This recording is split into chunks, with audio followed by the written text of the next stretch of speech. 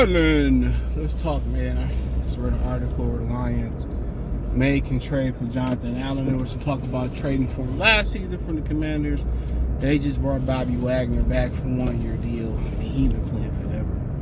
Ever. Let's talk heavy on Johnathan Allen. Check out the Trade Lions Talk playlist. Hit the link tree. Find me on X, Instagram, Spotify, Anchor, Cash App, Venmo. All that's in there. But in the link tree.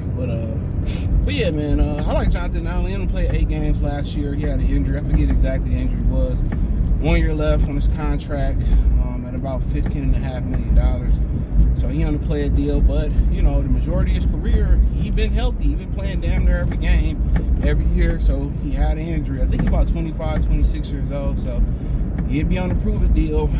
Guy that provides some leadership.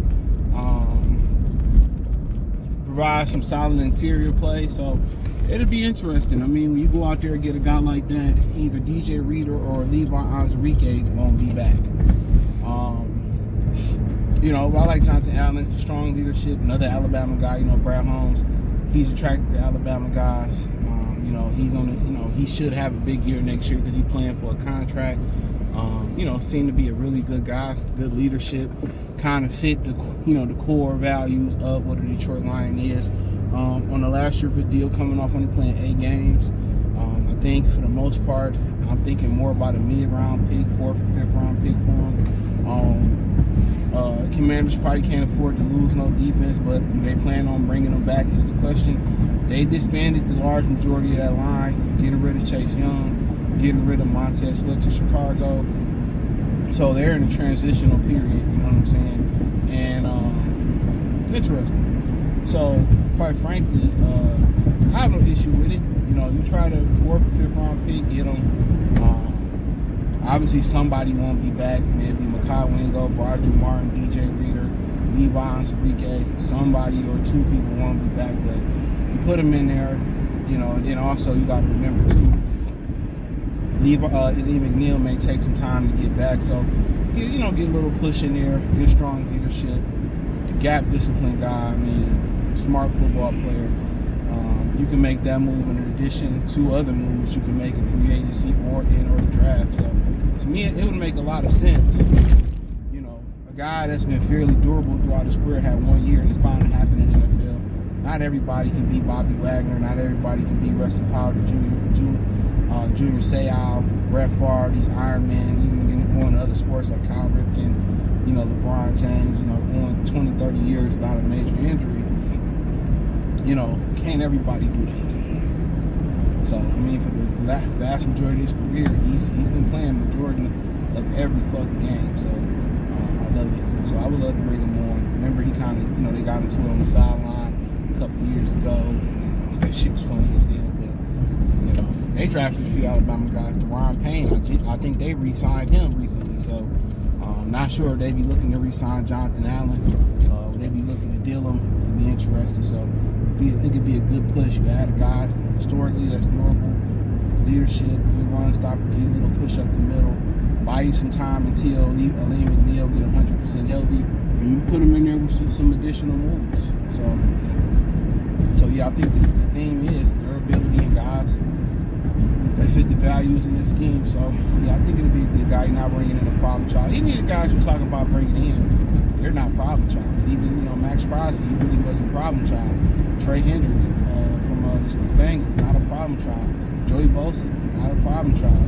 You know, only guy I'm kind of really talking about a little bit and really ain't getting in detail about it, Chase Young. And for the most part, his issue was how to rehab in New Orleans. That's it. And he hasn't lived up to the bill. But at 25 years old, I mean, shit, sometimes it click a little bit later for guys.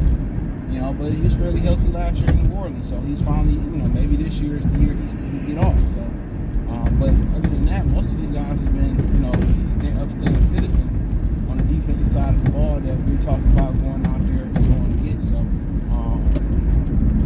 yeah, I mean, most of these guys have been, you know, top-notch citizens. So, yeah, make a lot of sense in my opinion. So yeah, I would probably say yay. I'd probably say yay. So, Johnathan Allen, you know, I'm not about to say a 3rd or 2nd or 1st round pick. Absolutely not.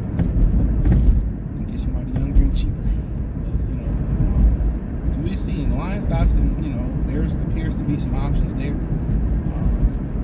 Johnathan Allen is one of the interior options that you're looking at. There's not a lot of them out there.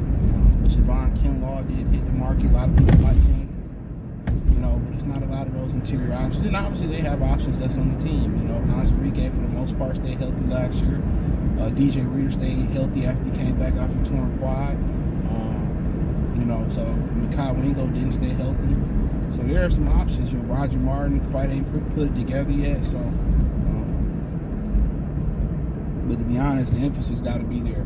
Healthy, not healthy. If you ain't getting the job done, we got to get somebody in here to get this job done. And that's the fact of the matter. That's the missing piece to this team. It's not a receiver. It's not a corner.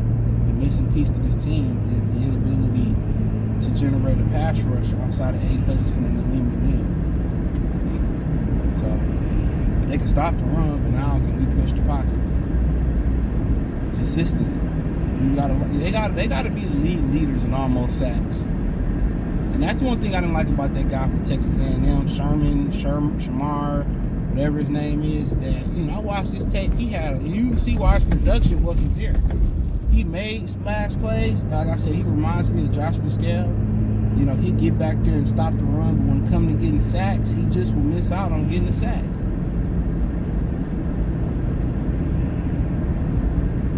He just will miss out on getting a sack.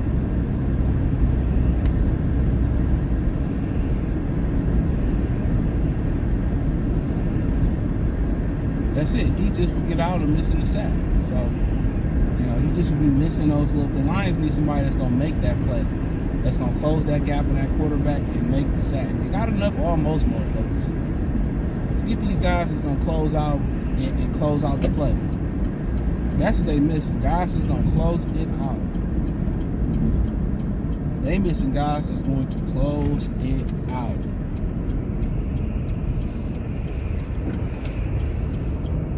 That's what they missing. Guys that's going to close it out.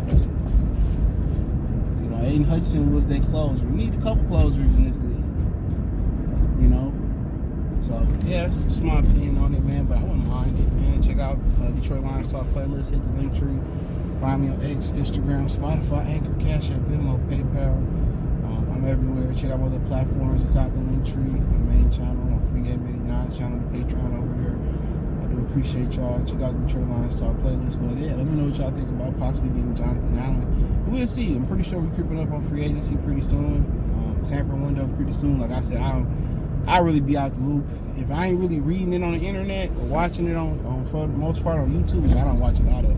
I've been brushing up on the draft on YouTube, when I get a chance. But outside of that, man, I kind of be, kind of ain't really in the loop like that no more. ESPN sucks, so it's hard to kind of watch NFL.